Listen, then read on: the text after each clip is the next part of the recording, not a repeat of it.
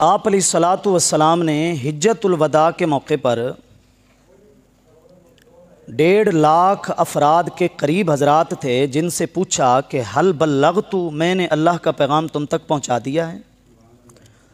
सब हजरात ने बैक ज़बान होकर जवाब दिया कि इसमें कुछ शक नहीं कि आपने रब का हर पैगाम हम तक पहुंचा दिया। आप अलैहिस्सलातु वस्सलाम जब ज़ौक़ में आए तो फ़रफ़अ इस्बअहु इलस्समा, अपनी उंगली मुबारक उठाई आसमान की तरफ की और 3 मरतबा फरमाया अल्लाहुम्मा शहद, अल्लाहुम्मा शहद, अल्लाहुम्मा शहद। ऐ अल्लाह तू गवाह हो जा, तू गवाह हो जा, तू गवाह हो जा, तेरे बंदे कह रहे हैं कि मैंने तेरा हर पैगाम इन तक पहुंचा दिया। ये वो तालीम व तरबियत का मुनफरिद अंदाज़ था जो आप अलैहिस्सलातु वस्सलाम को अल्लाह ताला ने नसीब किया है। और आप नबी मुकर्रम सल्लल्लाहु ताला अलैहि वसल्लम की नबुव्वत और रिसालत वाली 23 साल ज़िंदगी पढ़ें, फिर उसके असरात पढ़ें। आप ख़ुद सोचने पे मजबूर हो जाएंगे कि ये आम आदमी के बस की बात नहीं है कि इतने कम अरसे में इस पैगाम को इतना आम किया जाए। उसकी वजह यह है कि जिस अजीम हस्ती ने ये फरीज़ा अपने महबूब को सौंपा, उसी अजीम हस्ती ने अपने महबूब की तरबियत भी की और हमारे लिए उनकी ज़ात को उम्मी बनाकर भेजा कि तुम में से किसी से भी ये पढ़े हुए नहीं हैं, ये सिर्फ़ और सिर्फ मुझसे पढ़े हुए हैं और मुझसे सीखे हुए हैं। जिसको अपने अंदाज में आप अलैहिस्सलातु वस्सलाम ने बयान फरमाया कि अद्दबनी रब्बी फ़अहसन तादीबी व अल्लमनी रब्बी फ़अहसन तालीमी, कि मुझे अदब मेरे रब ने सिखाया और क्या ही अच्छा मेरे रब ने मुझे अदब सिखाया।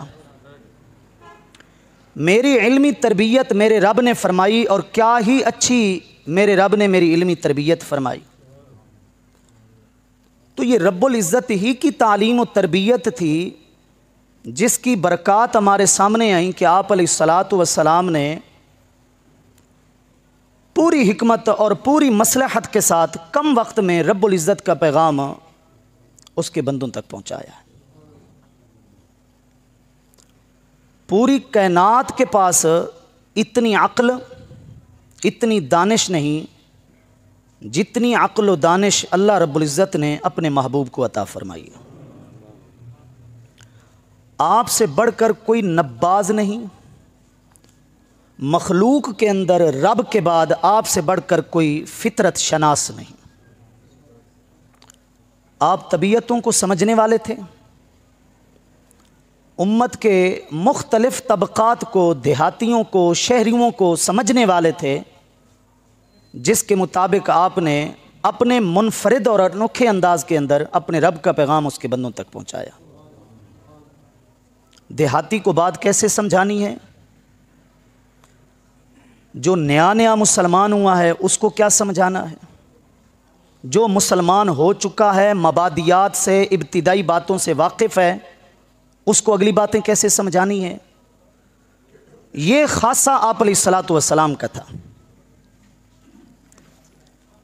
अब जिसने आप अलैहिस्सलातु वस्सलाम के इस फैज़ में से वाफिर हिस्सा लिया है, उसने आप अलैहिस्सलातु वस्सलाम की रहमत से, आप अलैहिस्सलातु वस्सलाम की खुसूसी तवज्जो मुबारक से उसने भी दीन वैसे ही लोगों तक पहुंचाया है जैसे हज़रात सहाबा किराम, जैसे हज़रात अहले बैत अतहार रिदवानुल्लाहि ताला अलैहिम अजमईन। इन्होंने भी वैसे ही पूरी हिकमत और मसलहत के साथ अल्लाह रब्बुल इज़्ज़त के दीन को आम किया है और पहुंचाया है। दौर हाजिर में उसी हिकमत और उसी मसलहत की शदीद ज़रूरत है कि उस तर्ज़ को, उस नहज को, उस मनहज को सामने रख कर अल्लाह के बंदों तक अल्लाह का दीन पहुँचाया जाए। जो उन हिकमतों का, जो उन मसलहतों का ख्याल नहीं रखेगा, बज़ाहिर वो दीन का काम कर रहा है, लेकिन अगर घाटा नहीं उठा रहा तो फ़ायदा भी नहीं उठा रहा।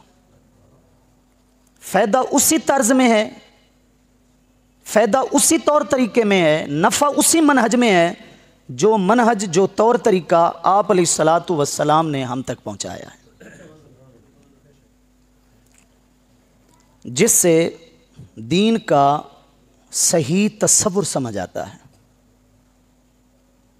और ये वो बुनियाद है, सही तस्वुर। कोई भी मसला है, दुनिया का आप कोई मसला देख लें, जब तक आप उसके घाटे नफ़े को नहीं समझेंगे, आप कारोबारी हैं, आप दुकानदारी के मामलात को देख लें, आप किसी भी पेशे से वाबस्ता हैं, उसके मा लहा व मा अलैहा, उसके नफ़ामंद उमूर, उसके नुकसानदेह उमूर, उनका जब तक आपको पता नहीं होगा, आप उस निज़ाम को नहीं चला सकते। ये तो एक आर्जी काम की बात हो रही है। लेकिन दीन जो अल्लाह रब्बुल इज़्ज़त का ये आखिरी और सबसे बड़ा दीन है, ऐसे कैसे हो सकता है कि जब तक उसका सही तस्वुर ही ना समझा जाए, उसको आगे पहुंचाया भी नहीं जा सकता। मैं आपके सामने एक मिसाल रखता हूं कि सहाबा कराम एक सफ़र से वापस आए। आप अलैहिस्सलातु वस्सलाम से आकर उन्होंने अपने एक साथी की इबादत और रियाजत की बड़ी तारीफ़ की कि या रसूल अल्लाह सल्लल्लाहु ताला अलैहि वसल्लम, सफ़र में जितना हमने अपने इस साथी को नेक पाया है, इतना किसी और को नहीं पाया। जब जब इसे मौका मिला है, इसने कुरान पढ़ा है, नवाफिल में मसरूफ़ रहा है, ज़िक्र अज़कार में मसरूफ़ रहा है। अब ये वो मौका था जिसमें आप अलैहिस्सलातु वस्सलाम ने समझ लिया कि इस मौके पर अपने सहाबा कराम को किस रुख के ऊपर रखना है। ठीक है, आपने सुन ली बात, पूछा कि अगर ये सफ़र में हर जगह यही काम करता रहा है तो इसके साजो सामान का ख्याल किसने रखा है, इसकी सवारी, इसके ऊँट का ख्याल किसने रखा है। सहाबा किराम ने अर्ज़ की, या रसूल अल्लाह सल्लल्लाहु अलैहि वसल्लम, हमने रखा है। ये इबादत में मसरूफ़ रहता और हम इसके साज और सामान का भी ख्याल रखते, इसकी सवारी, इसके ऊँट का भी हमने ख्याल रखा है। आप अलैहिस्सलातु वस्सलाम ने इरशाद फरमाया, फिर तुम तो इससे अफजल हो गए, तुम तो इससे अफजल हो गए। अब ये बात समझा दी गई कि इस्लाम को ऐसी कोई इबादत और रियाजत नहीं चाहिए जिसको अदा करते वक्त इंसान दीगर फ़राइज़ को छोड़ दे। ऐसे ज़िक्र अज़कार, ऐसे विरद वज़ाइफ भी नहीं चाहिए जिसकी वजह से वो दीगर अल्लाह के कायम करदा जो फ़राइज़ हैं, समाजी तौर पर, मुआशरती तौर पर, घरेलू तौर पर, ख़ानदानी तौर पर, उनसे उसकी तवज्जो हट जाए। बल्कि दीनदारी ये है कि अल्लाह के फ़राइज़ भी अदा करता रहे और अपनी ज़िम्मेदारियाँ भी अदा करता रहे। ये है वो सही तस्वुर दीन। हम हटते हैं तो मुकम्मल और यकसर हट जाते हैं, हम आगे बढ़ते हैं तो इतना आगे बढ़ जाते हैं कि पिछली ज़िम्मेदारियाँ भूल जाते हैं, जहाँ से ख़राबी पैदा होती है। आप अलैहिस्सलातु वस्सलाम ने जो दीन का सही तस्वुर समझाया है, उसका खुलासा ये है, उसका लुब्बे लुबाब ये है कि हालत इअ्तिदाल में, दरमियानी राह चलते हुए, हुकूकुल्लाह की भी पासदारी और हुकूकुल इबाद की भी पासदारी। आप अलैहिस्सलातु वस्सलाम ने अपने दीन की बुनियाद जिस तस्वुर पर रखी है, और अल्लाह की बारगाह में वही कबूल है, जिस तस्वुर पर आपने अपने दीन की बुनियाद रखी है, वो ये है कि आप दीन और दुनिया के अंदर फ़र्क किए बग़ैर, दुनिया का काम भी जो जायज़ काम है, जो अल्लाह ताला की तरफ से एक फ़रीज़ा है, सौंपा हुआ है, वो दीन समझ कर करें। जहाँ किसी के ख़्याल में ये फ़र्क आया, यूँ समझें उसने दीन के तस्वुर को समझने में गलती की है। मिसाल के तौर पर हम आम तौर पर कहने को ये कह देते हैं कि जो बंदा हुकूकुल्लाह का ख्याल रख रहा है यार, उसे हुकूकुल इबाद का भी ख्याल रखना चाहिए। जो हुकूकुल इबाद का ख्याल रख रहा है यार, उसे हुकूकुल्लाह का भी ख्याल रखना चाहिए। ये चाहिए कहां से आ गया है? जो मुसलमान होगा वो जैसे हुकूकुल्लाह का ख्याल रखेगा, वो जरूर हुकूकुल इबाद का ख्याल रखेगा। अगर हमने ये चाहिए वाला फर्क किया तो इसका मतलब है शायद दीन और दुनिया अलग हो गए। भाई वो कर लिया है, अब ये भी कर ले। नहीं, उसे वो भी करना है, उसे ये भी करना है। सिक्का होता है ना, सिक्का जनाब, उसके कितने रुख होते हैं? 2 रुख होते हैं। कभी किसी सियाने ने यह बात की है कि इसका एक रुख है, इसका दूसरा रुख भी होना चाहिए? होना चाहिए कि क्या मतलब? उसका दूसरा रुख पहले से है। कोई भी सिक्का है, कभी कोई नहीं कहेगा कि यार इसका एक रुख है, इसका दूसरा रुख भी होना चाहिए। नहीं भाई, पहले से है, उसके 2 रुख हैं पहले से। सिक्का होता ही वही है जिसके 2 रुख होते हैं, जिसकी 2 साइड होती हैं। मुसलमान होता ही वही है जो हुकूकुल्लाह के साथ हुकूकुल इबाद की पासदारी जरूर करता है। वो शुरू से ही मुसलमान ऐसा ही है। ये कुरान मजीद मुझे एक उठा कर दे दें। अल्लाह रब्बुल इज़्ज़त ने जो अपनी बारगाह में अपने मानने वाले का तारुफ करवाया है ना, उसको समझ जाइए। इबादात, मुआमलात, हुकूकुल्लाह, हुकूकुल इबाद, ज़ाहिर बातिन, अमल, किरदार, अल्लाह रब्बुल इज़्ज़त ने सारे का सारा एक ही मजमून में जमा फरमा दिया है और फरमाया मेरा मानने वाला है ही यही। जो इसको नहीं समझेगा या तफरीक करेगा वो दीन के फहम के अंदर बहुत बड़ी गलती करेगा। दूसरा पारा है, दूसरे पारे का दूसरा पाव शुरू हो रहा है। दूसरी सूरत सूरह बकरा की आयत नंबर 177 है। इसका ज़रा मजमून सुनिए ताकि आपको ये सारा मौजू समझ आ सके। और हम इस वक्त एक ऐसी राह पे चल रहे हैं जिसमें इफरात है या तफरीत है, और ये वो मुतवस्सित रास्ता नहीं मिल रहा। मिला है तो बहुत कम खुशनसीब लोगों को मिला है, वरना अक्सरियत आज भी मुसलमानों की इस मुतवस्सित रास्ते से महरूम है। इबादत को ख़ास किया है नमाज रोज़े के साथ, बल्कि इस्लाम को ख़ास किया है, जबकि इबादत है बंदगी, और बंदगी सिर्फ नमाज रोज़े में नहीं है। इंसान की पूरी ज़िंदगी दर हकीकत रब की बंदगी है। पूरी की पूरी ज़िंदगी। वो शादी कर रहा है वो बंदगी में है, उसके बाल बच्चे हुए हैं वो बंदगी में है, वो दुकानदारी कर रहा है, कारोबार में लगा हुआ है, वो बंदगी में है। इस फ़र्क को समझिए। जब ये फ़र्क समझ जाएंगे सारी बातें समझ आ जाएंगी कि फ़र्क समझने का मतलब ये है कि इस फ़र्क को मिटाना होगा। रब फरमाते हैं लैसल बिर्रा अन तुवल्लू वजूहकुम क़िबल अल मशरिक़ि वल मग़रिबि। नेकी ये नहीं है कि तुम अपना रुख कर लो मशरिक़ की जानिब या मग़रिब की जानिब। नमाज पढ़ते वक्त क़िबला रुख होना शर्त है, सिर्फ नेकी ये नहीं है। वलाकिन्नल बिर्रा मन आमन बिल्लाहि वल यौमिल आखिर वल मलाइकति वल किताबी वन नबिय्यीन। लेकिन नेकी उस शख्स की जो अल्लाह ताला पर, यौम आखिरत पर, मलाइका पर, किताबों पर, अंबिया पर ईमान लेकर आया। वो जो हम सिफ़त ईमान मुफस्सल पढ़ते हैं, आमनतु बिल्लाहि व मलाइकति व कुतुबी व रुसुली वल यौमिल आखिर, ये अल्लाह ताला फरमा रहा है जो ऐसा ईमान लेकर आया, जो मोमिन हो गया, उसकी नेकी और क्या है। व आतल माला अला हुब्बिही ज़विल क़ुरबा।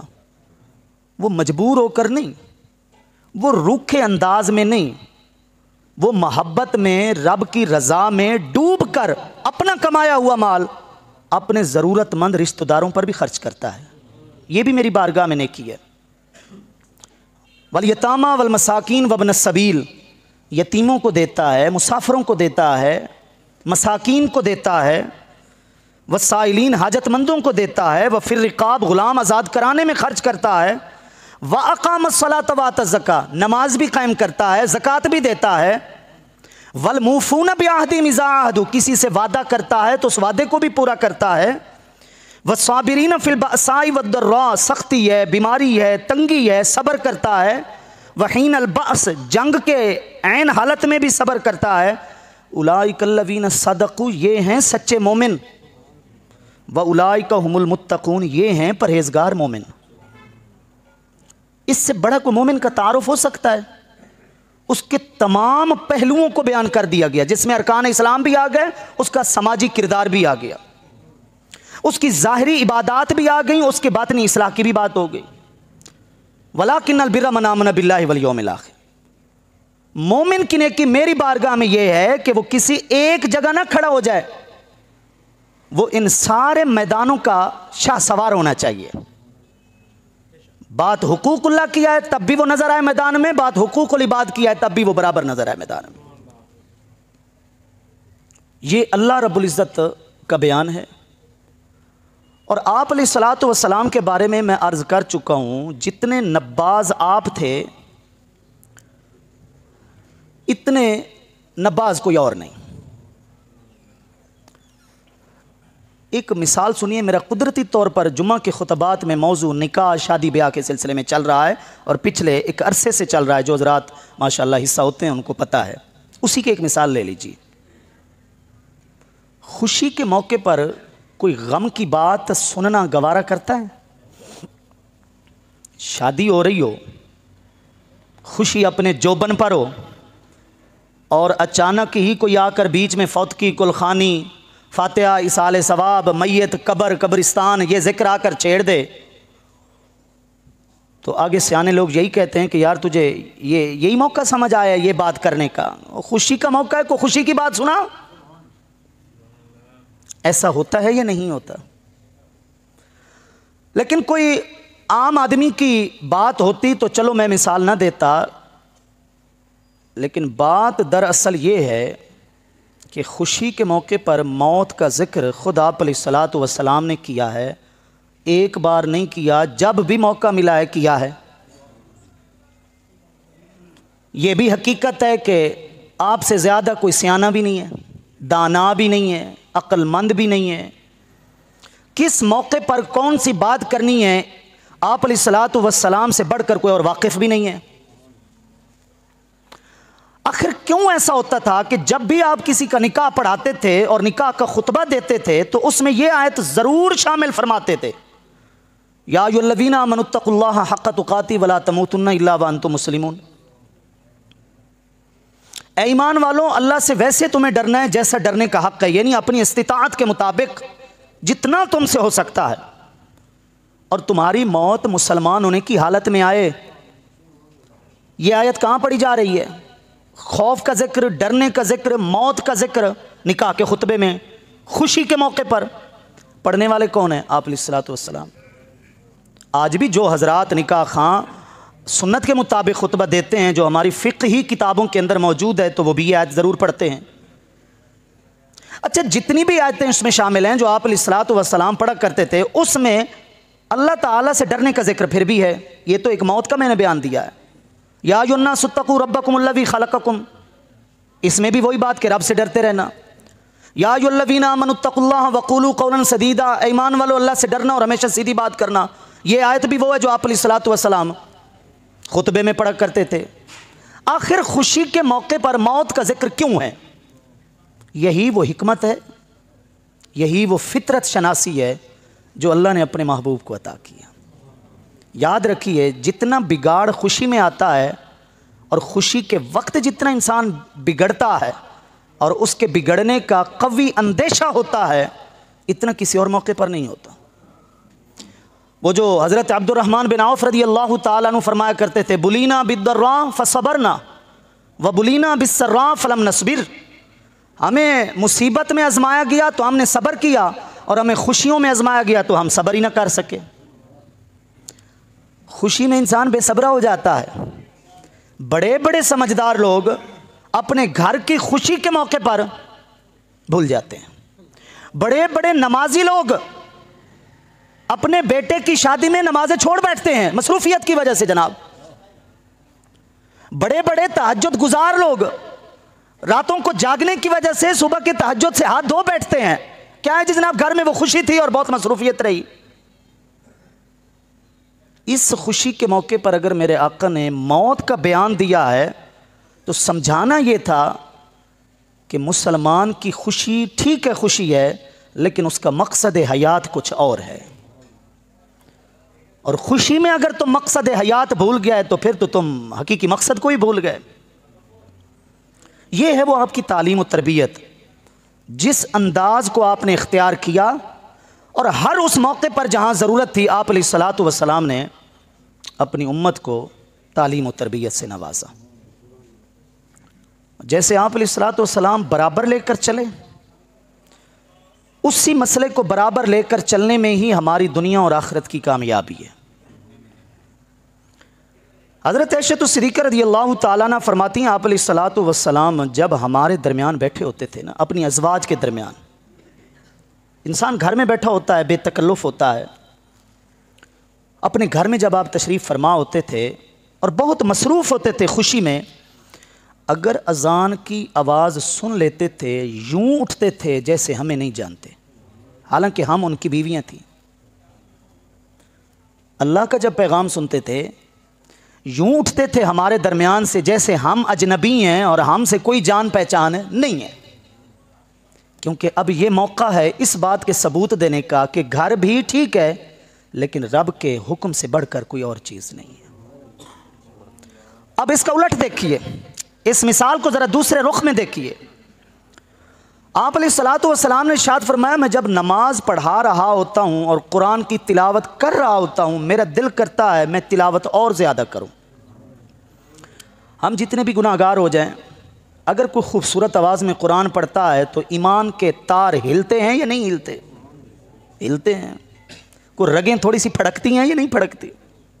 जितने भी पापी हो जाएं, लेकिन को ज़रा कुरान के साथ एक कल्ब का, रूह का ताल्लुक़ ज़रूर है।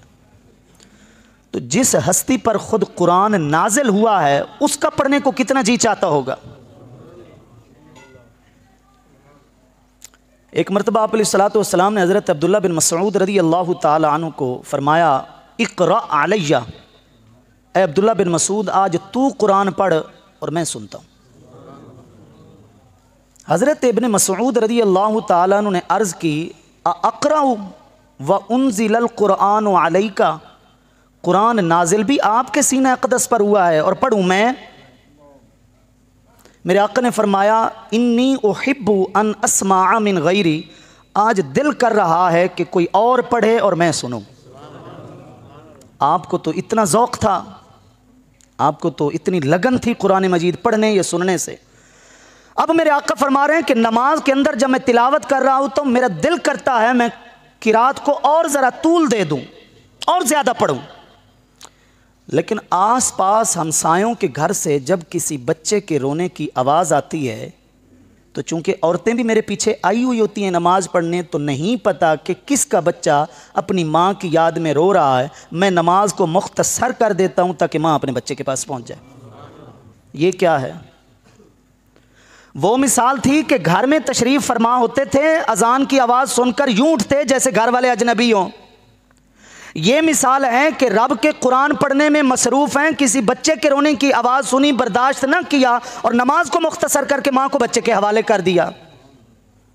ये हमें समझाया गया है कि महबूब की बारगाह में मकबूल उम्मती वो है जो बंदों का हक अदा करते करते करते इतना ना आगे चला जाए कि अपने रब का हक भूल जाए, और रब के हक के नाम पर भी ऐसी बेफहमी का इजहार न करे कि बंदों का हक भूल जाए। दोनों को लेकर वो चले। ये वो तर्ज तबलीग था जो आप अलैहिस्सलातु वस्सलाम को अल्लाह ने नसीब किया और आपने अपनी उम्मत को नसीब फरमाया। इसी वजह से इस तालीम और तरबियत का बयान आप अलैहिस्सलातु वस्सलाम की बेअसत मुबारका के साथ ही बयान कर दिया गया। कुरान मजीद की 62 नंबर सूरत सूरह जुमुआ की आयत नंबर 2 के अंदर शुरू में बयान फरमाया कि मैंने अपने महबूब को अनपढ़ लोगों में भेजा।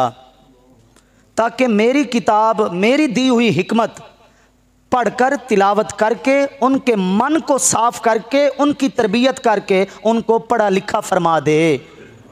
व इनकानु मिन क़ब्ल लफ़ी दलाल मुबीन, जो मेरे महबूब के आने से पहले खुलम खुला जहालत की गुमराही में थे। अल्लाह रब्बुल इज़्ज़त ने उस तालीम और तरबियत को अपने महबूब के तारुफ में बयान किया, और कैसे आप अलैहिस्सलातु वस्सलाम ने फिर उस तालीम और तरबियत के फरीज़े को निभाया, वो बात हमारे सामने है कि आप अलैहिस्सलातु वस्सलाम ने कोई गोशा नहीं छोड़ा जिस मौके पर आप अपने दीन का सही तसव्वुर समझा सकते थे। उसी सही तसव्वुर को समझने की शदीद ज़रूरत है। अपने आप को ऐसा बनाइए कि रब के हुकूक भी अदा होते रहें, बंदों के हुकूक भी अदा होते रहें, इबादत भी चलती रहे, हुस्न सुलूक भी चलता रहे, लेकिन कहीं पर भी फ़र्क ना आए। ये अंदर की बात और इंतहाई गहराई की बात अर्ज़ कर रहा हूँ, कहीं पर फ़र्क ना आए कि आप मस्जिद में आएँ तो आप सोचें कि मैं अब इबादत की तरफ जा रहा हूँ, और मस्जिद से आप निकलें तो आप कहें कि शायद इबादत का जो फरीज़ा था वो उतर चुका है। नहीं उतरा, कभी भी नहीं उतरता, मरते दम तक नहीं उतरता। वो सारी की सारी इबादत है अगर हम अपना रुख ठीक कर लें, और वही रुख आप अलैहिस्सलातु वस्सलाम ने अपनी उम्मत का ठीक किया है। आपने इस दुनिया को दीन बना दिया है, इस दुनियावी ज़िंदगी को दीनी ज़िंदगी बना दिया है। अगर हमारे ज़ाहिरी बज़ाहिर जिनको हम दुनिया का काम कहते हैं, अगर वो भी वैसे हो जाएं जो आप अलैहिस्सलातु वस्सलाम के कायम करदा उसूल हैं। तिजारत में जाएं तो तिजारती ज़ाब्ते मौजूद हैं, इबादत में आएँ तो इबादत के ज़ाब्ते मौजूद हैं। अल-गरज़ ज़िंदगी का कोई शोबा ऐसा नहीं है जिसमें आप अलैहिस्सलातु वस्सलाम ने बंदगी का तसव्वुर न छोड़ा हो। जब उनको समझ जाएंगे दीन का सही तसव्वुर आ जाएगा। वरना जो शख्स 5 वक्त का नमाजी है और कभी वो किसी से हुस्न अखलाक से पेश नहीं आया, उसने इबादत का सही तसव्वुर नहीं समझा। और एक शख्स है वो माशाल्लाह बाखलाक है, पूरा इलाका उसका गवाह है, उसके हुस्न अखलाक का गवाह है। जहाँ जहाँ तक उसकी रसाई है, जिस से उसका वास्ता है, सारे उसके हुस्न अखलाक के गवाह हैं। कभी वो रब के घर में नहीं आया, उसने भी हुस्न अखलाक का मतलब नहीं समझा। दीन को कामिल तरीके से उसने समझा है जिसने रब के फ़राइज़ को भी अदा किया है, दुनिया के साथ पेश आया है तो इबादत समझ कर पेश आया है, हुस्न सुलूक किया है तो अपने महबूब की सुन्नत समझ कर किया है, नमाज पढ़ी है तो अपने महबूब की आँखों की ठंडक समझ कर पढ़ी है। हर चीज़ से पहले उसका तसव्वुर समझिए, अपनी आदत डालिए। आप यकीन कीजिए जिसको रूहानी, बातनी और ज़ाहिरी तहारत का नहीं पता, वो कभी भी वुज़ू की बरकतें हासिल नहीं कर सकता। जिसको ये देखिए सारे जग को छोड़कर, दुकान को वैसे का वैसे छोड़कर चल पड़ा है और आकर कहा है ना हाथ उठाकर कि सब चीज़ों से वास्ता तोड़कर अल्लाह तेरी बारगाह में आया हूँ, देख मेरे हाथ भी तेरे लिए उठ रहे हैं, मेरे हाथ किसी और काम में मसरूफ़ नहीं है। तकबीर तहरीमा अल्लाहु अकबर। जिसने इस तसव्वुर इबादत को नहीं समझा वो भी कभी सजदों की लज्जत को नहीं पा सकता, और जिसने सजदे में सर झुकाते वक्त इस झुकने के मफहूम को नहीं समझा और झुक कर सुबहान रब्बियल आला के फ़लसफ़े को नहीं समझा, उसको भी लज्जत नहीं मिल सकती। लेकिन जब वो समझे, फिर अपनी नाफरमानियाँ भी याद करे, फिर सर रखे हुए रब के इनामात को भी याद करे, आप यकीन करें मजबूरन वो सर उठाता है, वरना मोमिन का दिल नहीं मानता कि सर उठाए इस सजदे से। इबादत का ज़ौक़ क्यों नहीं है? साल से लोग नमाज पढ़ रहे हैं, लज्जत क्यों नहीं है? रूह को सुकून क्यों नहीं है? क्योंकि तसव्वुर इबादत को नहीं समझा। नस्ल दर नस्ल एक रट्टा हुआ निज़ाम है कि बस आकर शुरू करनी है और ख़त्म हो करके जनाब यहाँ से चले जाना है। अगली नमाज में आना है, वुज़ू करना है, आना है, फिर चले जाना है, अगली नमाज में आना है, फिर चले जाना है। ये एक सिलसिला है, हमारी ये डेली मसरूफियात में से एक मसरूफियत है। लेकिन तसव्वुर इबादत को जब दिलो दिमाग में रख कर बंदा नमाज पढ़ता है उसका ज़ौक़ ही कुछ और होता है। वो ईमान की हलावत पाता है, वो ईमान की मिठास पाता है। इसलिए ये एक बुनियादी दर्स है जो आज आपके सामने अर्ज़ किया है। अल्लाह हमें दीन पर अमल पैरा होने की